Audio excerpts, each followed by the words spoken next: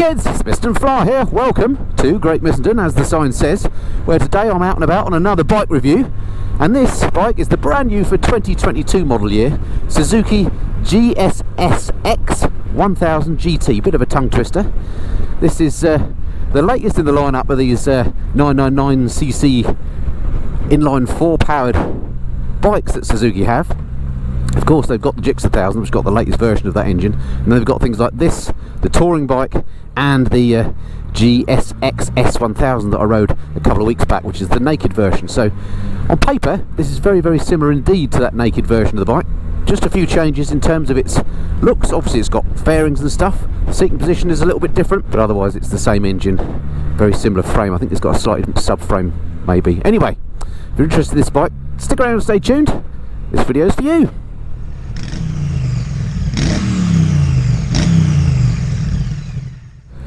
Alrighty, so this is my first ride on the bike, so I'm going to do my sort of standard route, cover all the usual stuff that I do. But before we get too carried away on what the bike's like to ride, let's just take a closer look at it externally and have a look at the design of the thing. Okay, here is the bike then. What do you make of a handsome looking bike from the side? I think it probably is. Let's take a closer look with the other camera.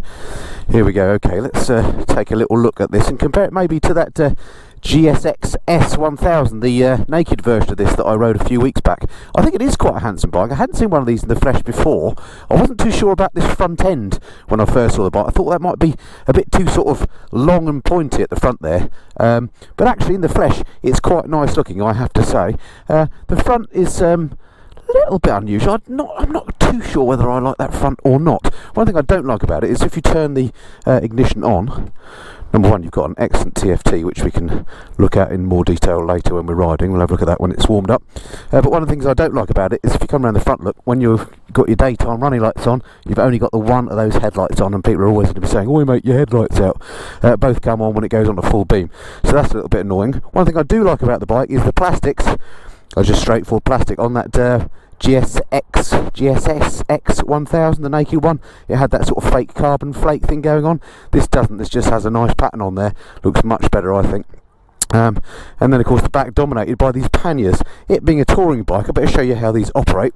Basically, key in, unlock, lift that bit, and out she comes. And then there's plenty of space in there. I've got my camera kit in there at the moment, and just to prove that you can fit lots of stuff in, hang on, let's close that up again. Here we go, in there, look, I've put in there my Ruffer 11 helmet upside down, just to show you can fit a helmet in there. People always ask if you can fit helmets in panniers, don't they? I don't know why, because you rarely put helmets in panniers when you're touring, because they're full of your underpants and stuff. But anyway, there you go, you can definitely fit a helmet in there. But yeah, the overall look of the bike, I think it's a nice looking machine is what I'd say. It doesn't absolutely grab me. There's something about the front end that's a bit too long for my liking, I think, but it's definitely a better looking machine than the GSXS S1000, the naked version. It's a bike I think you could learn to love. Love the blue wheels. Anyway, that's enough of that. Let's ride it some more. Okay, so you join me back on the bike again, where you find me stuck behind this truck, which I'm hoping is going to turn off soon, or I'll get the chance to overtake soon. But while I'm stuck behind it going slowly, good chance to try the slow speed handling on here. Look, I'm in third at the moment, doing 20 miles an hour, and the fueling on this, absolutely beautiful. Absolutely no judder. Given it's a Euro 5 bike, which do struggle with fueling sometimes, the Suzuki have nailed this. It's absolutely beautiful. This engine is a corker. Now it does derive from the K5 engine from 17 years ago, so it's the architecture is old, but of course Suzuki have tweaked it, and if it ain't broke, don't fix it, all that. It is an absolute classic engine, this, and it is a corker even at slow speeds. Right, hopefully I'm going to get a chance to open her up. Have I got a clear view? Not yet. Now I have. Okay, away we go. So 150 brake horsepower this engine puts out, and you need absolutely no more on the road. This of course is designed as a sports touring motorcycle, so set up for doing long distances in comfort, and that's the first thing you notice on this bike when you get on it. It's just how comfortable it is. This riding position is lovely. We're sat quite upright. My legs feel to be like they're in a slightly sporty position. The angle here is slightly acute, but nothing too drastic. It's a very comfortable place to be, and it's a big seat here. You can move around, up against the tank or back towards the seat. You can tuck down There's all sorts of options. I'm a medium-sized fella at 5'8" and about 75 kilograms, and this bike fits me absolutely fine. I can get my feet on the deck. Really is a comfy place to be. Nice wide handlebars. It's got a big fairing on here, which actually does a great job of keeping the wind off my lower part of my torso, but I have to say, my head, as you can probably hear, is in quite a lot of wind. Greasy old roads around here today, just got to be a little bit careful on these corners. Changes direction nicely. Yeah, so this screen on this initial ride, I'm thinking, not that good actually.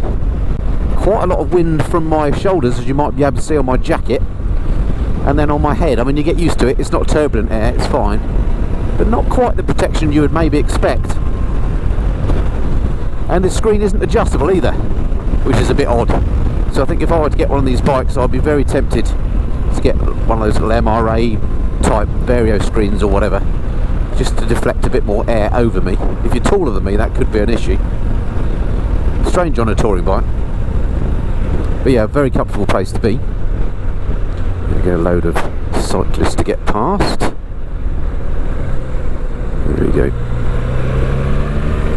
Hundreds of them out. It's quite a windy old day today, so I hope you can hear me okay. Controls on the bike, pretty straightforward. It's not a particularly complicated bike. It does have some electronics on the machine, which I'll talk about when we go through the spec a bit later. But in terms of the layout on the handlebars, very straightforward. On the right hand, the usual engine start, stop, kill switch, hazard lights, and then we've got the cruise control sort of on-off, which I often complain about having on the right hand side of the handlebar. But the actual resume button is down here on the left, so that all works fine. And then the control for the TFT on here is via this grey sort of keypad, much better than a joystick actually. One thing I have noticed is I find the indicator button a little bit small, just a matter of getting used to it. But otherwise switchgear is fine on it, it all feels quite nice quality. The other thing while we're talking about what you see here, slightly obscured by my camera, so I apologise, but is that TFT on here, 6.5 inch TFT, which I think I'm right in saying is the biggest that Suzuki have yet done. And it's really nice and clear, that TFT. Going to just slow down a little bit. It's again very easy to wind these bikes up to silly speeds. It's effortless with this engine. But yeah, TFT is lovely, got everything you need, big rev counter, big digits for your speed, proper fuel gauge, I'm glad to say. Suzuki hasn't fallen foul of missing that one out, which is a very strange thing that some bike manufacturers do miss out. Are you listening, Ducati? Ah. Sorry, hit the horn by mistake there. Hope the cyclists don't think I was pipping them.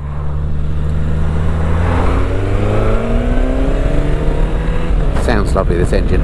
Quick shifter on here is beautiful. One of the best quick shifters I've ever come across actually, both up and down fitted as standard, which is a nice touch. Something that isn't fitted as standard is heated grips, which I think for a touring bike is maybe a bit of an omission. I think you can get them as an option, but this bike doesn't have them. It's got big panniers on here as well, which is great for a touring bike, but no top box, which is a problem for if you're going to tour two up, of course. And for touring two up, the rear seat is quite small and the grab handles are behind the passenger, which I don't think my missus would be too keen on. So I think as a one-up tourer this would be perfect, but as a two-up tourer, little things like not having a top box let it down, I think. You can probably get aftermarket ones, I'm sure. It would be nice to have mashy ones that go with the big old panniers, wouldn't it? It's a lovely ride this. The mirrors set out on the fairing, I like them out there actually. You get a better view of what's going on behind. They work really well, no vibrations. In fact, I can't detect any vibrations in the engine.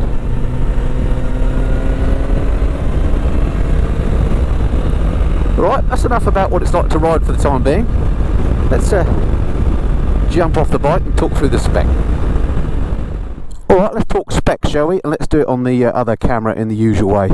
And let's start off with this engine then. 999cc inline 4-cylinder unit, Euro 5 friendly. This engine, in fact, started its life, as I mentioned before, in the GSXS 1000, the old K5. So it's actually a 17-year-old engine, albeit, of course, it has been tweaked for Euro 5. So don't be fooled, it's not 17 years old, but it's got its basis in that. But a sweet engine. If it ain't broke, don't fix it and all that. And it is a lovely, lovely engine to ride with, I can tell you. What else to say about it? 150 brake horsepower, 11,000 RPM, 106 newton meters of torque at 9,250 RPM, and at no time do you ever think to yourself, what this bike needs is more power. It's absolutely superb on the road. 150 brake horsepower is excellent. Let's look at the brakes on the front. Don't know what size these discs are. They look quite big. Twin discs on here with Brembo 4-pot calipers. They work really nicely. And the forks on here, KYB upside down forks, and they're fully adjustable. If I can get my camera in the right spot, there's the adjusters on the tops there. At the back, single disc Nissan caliper, and can't actually see the shock hiding in there. There we go, there's the shock, and it looks like it's adjustable with a C-spanner, which is a bit of a pain, not a remote reservoir, but there we go. The suspension seems fine to me. I wouldn't fiddle with it. Seat height on here, 810mm, so I'd probably class that as medium. I'm 5'8" with a sort of a relatively long leg, but I can flat foot this, no problem at all. Height is not an issue on this. Weight 226 kilograms curb weight, so that's wet, which I'd say is fairly light for this type of bike. Tank capacity on here looks like a massive tank, but it's not that big. 4.2 gallons or 19 litres, which actually isn't that big for a touring bike. I would have expected at least 21 maybe, but it does give you a claimed 46.3 miles per gallon, which is pretty good. Electronics wise, it's got quite a bit on here. It's not that sophisticated though, so it doesn't have an IMU. It's not lean angle sensitive electronics, but it does have an up and down quick shifter, cruise control, 6.5 inch TFT, which looks great. Which in fact I think is the best one I've ever seen on a Suzuki. What else? They have riding modes, which they call Suzuki drive mode, traction control of course, and it's got LED lights all round. So I'd say it's got the electronics you need. As I say, not particularly sophisticated, but it's got enough for what you need. Let me just show you that TFT. Turn her on. Takes a little while to warm up, but this is a lovely looking TFT. As I say, I think it's the best I've seen on a Suzuki. It's very clear. Once she gets going, there we go. Hopefully you can see that all right. It's a similar layout to what I saw on the GSXS S1000, the naked version, but bigger, clearer, and just nicer looking. All right, so that's that. What else to say? Slipper clutch. Oh, price. All important price. £11,599 according to the website, which is an excellent price. Luggage on here, 36 litres. Hard luggage, that is an option. No top box available, curiously. Colours comes in this dark blue, a lighter blue than all Suzuki one, and black. I think this is the best colour of the lot. I think it looks best in this colour. And yeah, that's about it. Competitors, I suppose you're looking Kawasaki S1000SX, which is slightly cheaper. The new Honda NT1100, which I'm yet to ride. Looking forward to comparing it with that. And the Tracer 9 from Yamaha, of course, but that's a little bit more expensive, but does come with a better spec as standard. Anyway, there we go. That is the specs. Alrighty, welcome back aboard, where you join me following a Morrison's delivery van and a bit of a traffic jam behind it, so things are slowing down, but luckily, as I mentioned before, the bike is lovely to ride at slow speeds as well as fast ones. I have to say, compared to that GSXS S1000 that I rode a month or so back, the naked version, I way prefer this. It's a much more comfortable riding position for me. Better wind protection notwithstanding, that windscreen isn't that good and unadjustable. But you could tour on, you know, it's built for touring, you could sit on here for hours on end. The seat is lovely and padded. It's a nice place to be. But as I mentioned before, I think probably best as a one-up tourer if you don't have the top box, and also your missus has got to have a small backside and be happy to hold on to those hand grabs behind her if you're going to go two up on the bike. But yeah, it's a lovely bike. Can't find too many faults on her. I've got this bike for just a week. It's in great demand, this bike, from various people, obviously because it's just new out and it's only just come on the press fleet, so thank you to Suzuki UK for lending it to me early on. So I will be bringing you a lessons learned video on the bike very soon. Just try the brakes, talk about those. Yeah, they're absolutely fine. They're nice and progressive, they're not grabby. Those Brembos are lovely on here. The rear brake's fine. So yeah, so although I won't be bringing you my in-depth review that I often do when I ride at night and all that sort of thing, and in various weather conditions. I haven't got the bike long enough to do all that, I'm afraid. I'm going to ride it as much as I can, and I'll bring you another video all about the lessons I've learnt on the bike. At the moment I can't find too many cons, too many things I don't like about it, but no bike is perfect. I will come up with some, I guarantee you. If I was in the market for a sports tourer, this is definitely one worth considering. Up against, as I mentioned before, things like the Kawasaki S1000SX, which seems to have this market sort of sewn up at the moment, and then the Tracer 9 GT, of course, the new Honda NT1100. I think this is pretty capable compared to those, although of course I haven't ridden the NT1100 yet. I think for me, and this is purely a personal thing, the only thing that lets this bike down so far is its looks. I do find the nose a little bit too long. There's something about it that doesn't quite work for me. A little bit too long, a little bit too plasticky, but just a personal thing. I know lots of people love the looks. Suspension is set just perfectly out of the factory, actually, although it is adjustable on the front. For me, at my weight, I wouldn't bother adjusting it. It's absolutely fine. Handle's nice. It's lovely and stable, actually. Ooh, slow down a bit again. Lovely and stable in the corners. It's one of those what I call set and forget bikes. I don't know if the geometry has changed over the naked version of the bike, but it just feels a bit more stable than that to me. So definitely, out of those two bikes, this is the one I'd have. But as I say, it remains to be seen how it stacks up against the other competitors in this segment. Oh, incidentally, if you're interested in this jacket that I'm wearing, and the gloves as well, and the jeans, I'll stick some links below to those, and you can find out your local stockists at bikerheads.co.uk. Again, links below in the description to all those, if you're interested. Alright, that's it for this time. If you've not been to the channel before, that'd be great to have you along. Don't forget to hit that subscribe button. I don't just do bike reviews here on the Missenden Flyer, but all sorts of stuff, including monthly bike news, trips and tours at home and abroad, stuff about how to look after your bike, anything and everything about motorcycling. I'll try and cover it here on the Missenden Flyer. It'd be great to have you along. However, that's it for this time. Look forward to speaking to you again soon. Until then, this has been the Missenden Flyer. Cheerio.